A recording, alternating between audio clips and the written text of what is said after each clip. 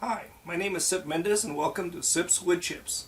If you've been watching some of my other videos, maybe you'll see me make some of these bottle stoppers. These are fun to make and they sell well. Okay. I had a stock of these tips and I've run out of those and I've had to buy some new ones. And unfortunately they're a different size. In the other videos you may have seen me use this mandrel here. It's made from a 3-inch faceplate with a piece of yellow pine and a small piece of purple heart with a 5/16 threaded rod going through it. Well, that does not work with these new ones. These are the new ones I bought. These are 7mm and it won't thread onto the threaded rod. So I'm going to have to make a new one, and I'll show you how you can make your own mandrel. Now, wood turning is fun, but you got to remember to work safely. So make sure you read and understand all the instructions that come with your power tools and equipment. So this is the technical specifications on what I'm doing. My old tips were 5/16 inch by 18 threads per inch. NC stands for National Course. The new ones are metric. They're going to be 7mm by 1mm. That means 1 thread per millimeter. So that'll give you a total of about 24 threads per inch. So this is the problem I'm having. These are the two tips I have. This is the old one and this is the new one. And if you look at the size of these, this one is smaller. This one is almost exactly 1 inch across. So it's almost exactly 1 inch across, and which is about 24 millimeters. Okay. And this is my old mandrel, and it's made from the faceplate that I showed you. And these will not thread on very far. It'll thread on only about 2 threads. So when I'm making my my blanks, I need to drill them out and I need to tap them first so they don't split. Especially on things like this. This is palm wood. They tend to split if I don't thread them first. So I also need to get a new tap because I don't think this is a U.S. an imperial measure tap, and I need to get a new one, a 7mm to fit that. So this is what I'm going to use. I don't have another faceplate, but I do have one of these, and these work really good because I can put these directly on my chuck. Okay, and they have the dovetail already made, so I don't even have to remove my chuck. It's very cold here, and so I went ahead and glued this up, and this is just a little piece of 3.5. Well, it's a piece of 1x4, and it's 3.5 across. So I cut a rough circle because I'm going to chew it up anyhow, so it doesn't have to be very accurate. Also glued a little piece of oak.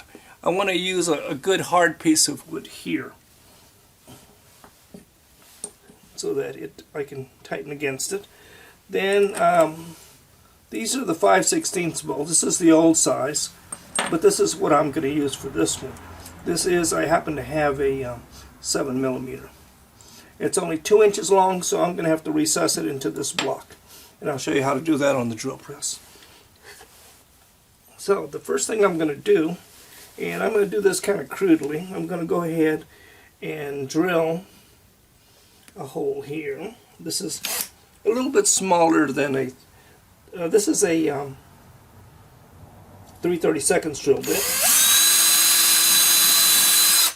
And I'm drilling into yellow pine. I don't want it to split, so I'm going to go ahead and pre-drill it.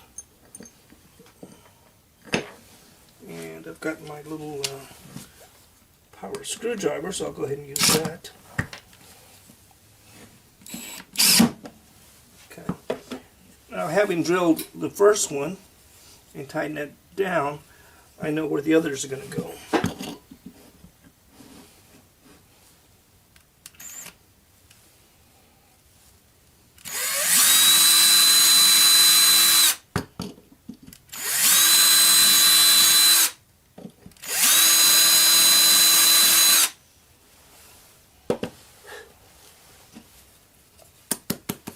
always good to knock out the sawdust.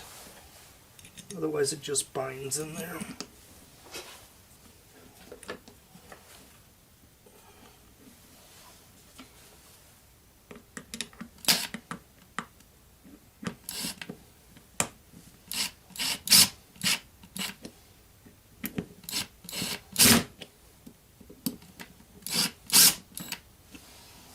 So here we are at the lathe, and looking at the ring here, I wanted to show you something.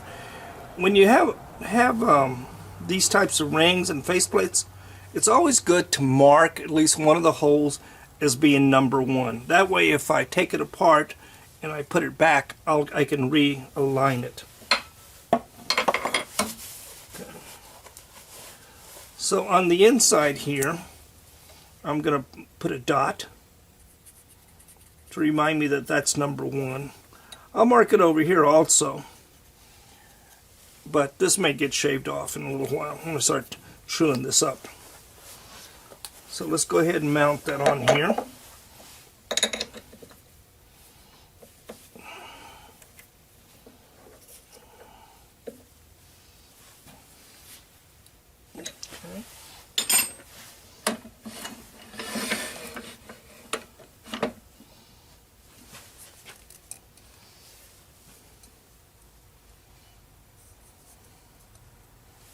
Okay.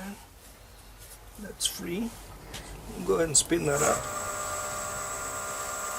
Need to warm up my lathe. It's really cold out here in the garage. It's been freezing outside, and it's only about 55 in here. So, okay, so I got my turning schmuck on, and I'm going to put on my face shield. And I don't need anything fancy on this, so I'm just going to use a 1/2-inch round nose. Just chew this up.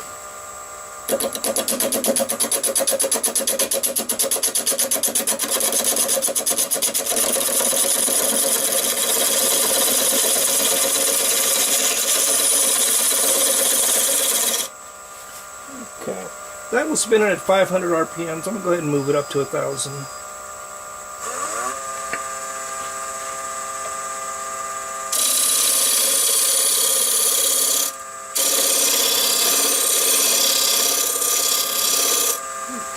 So I need to be careful over here so that I don't cut into my screws and ruin my tool.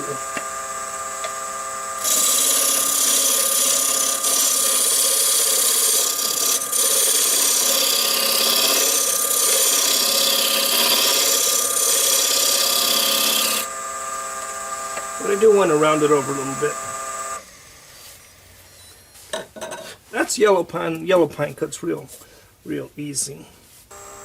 So I'm going to drill this with a 19/64 drill bit.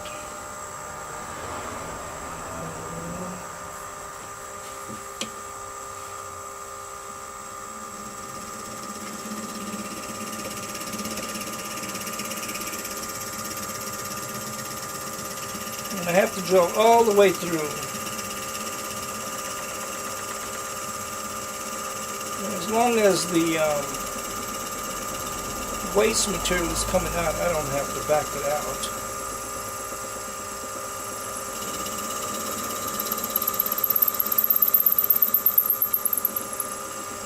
We'll go ahead and clean it out once here.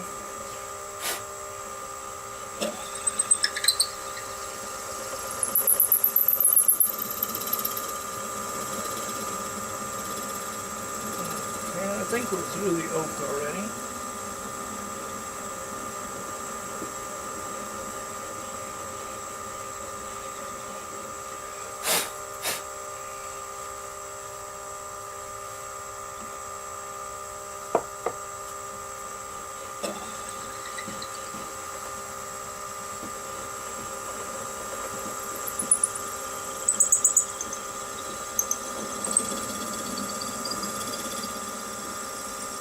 I think we're through the other side now. Now I'm going to go over to the drill press, and I need to countersink the other side. I want this to extend out about 3/4 of an inch. Okay, so here's my drill press, and I'm going to set my depth so that it's almost all the way through there.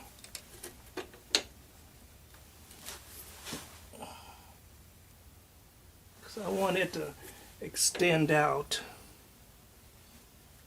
about almost within 1/8 of the oak part.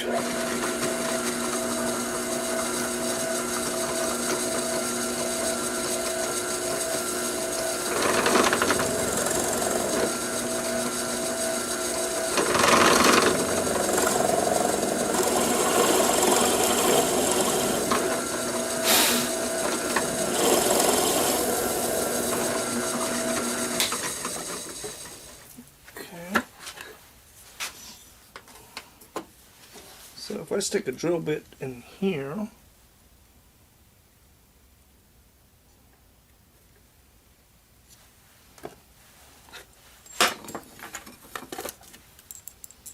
that's going to leave me about 3/4, maybe 1 inch. Okay. So there's my hole, and that should be plenty right there. I'm going to go ahead and put some epoxy in there, and we'll cement that in place. Well, it looks like my video wasn't on. Well, I went ahead and I had to bore it out to 5/16. Sorry, the video wasn't on when I did that, but I did bore it out to 5/16, and I put the bolt in here, and I did put a little bit of epoxy under the on these threads and under the head of the bolt. And I'm going ahead and put this nut on here, and I'm going to tighten that down with a wrench before I turn it.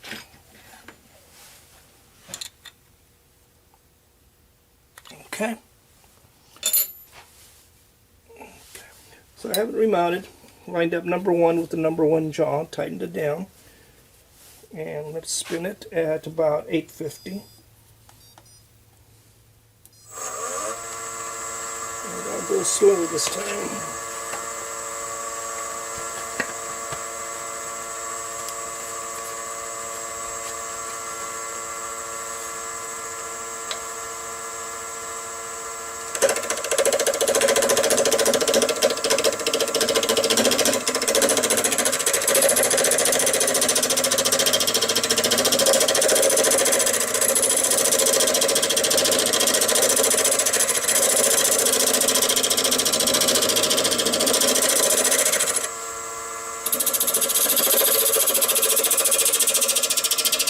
Screw this up a little bit.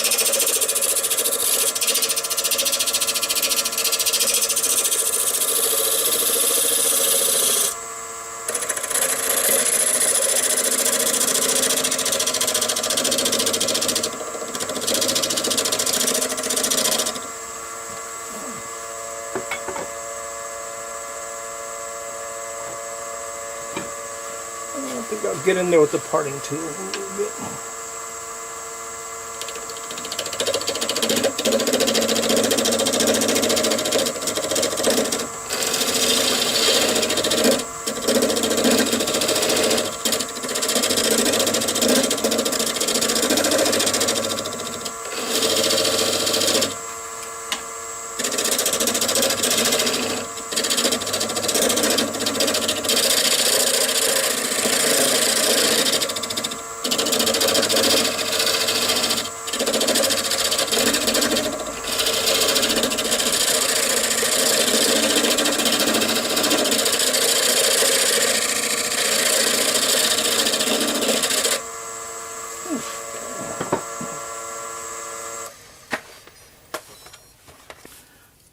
Caliper said that this is about 1 inch.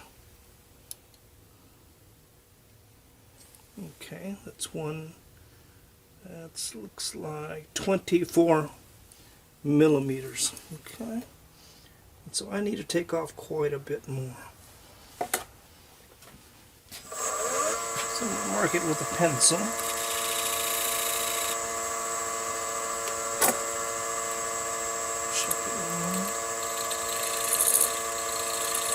A little bit smaller than that yet.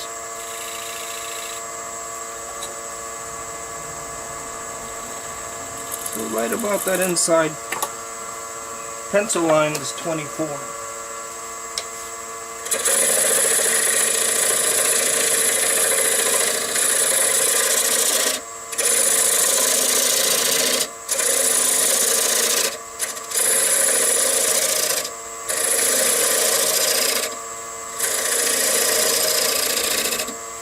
And I'm going to taper it out so it gives it a little bit more support than if I made it into a single shaft.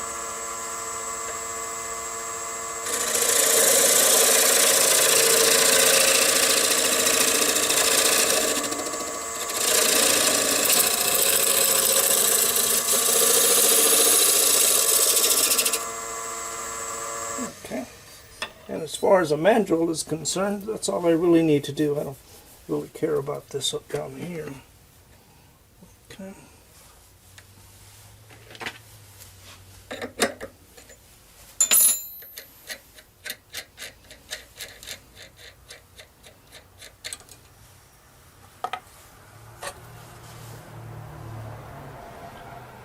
Okay, this turned out to be right about 1 inch or 24 millimeters.